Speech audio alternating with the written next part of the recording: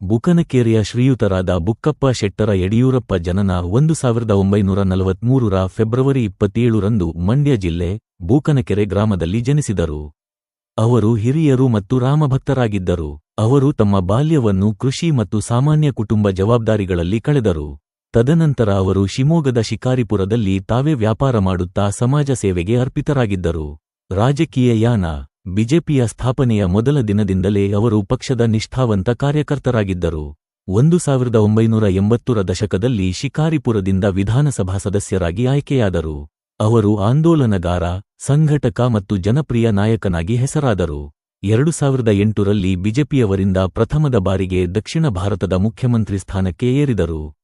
ಆದರೆ 2011ರಲ್ಲಿ ಕೆಲ ಗಂಭೀರ ಆರೋಪಗಳ ಹಿನ್ನೆಲೆಯಲ್ಲಿ ಮುಖ್ಯಮಂತ್ರಿಯಾಗಿ ರಾಜೀನಾಮೆ ನೀಡಿದರು.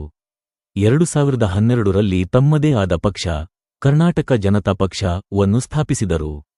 ನಂತರ 2014ರಲ್ಲಿ ಮತ್ತೆ ಬಿಜೆಪಿಗೆ ಮರಳಿ ಸೇರಿದರು.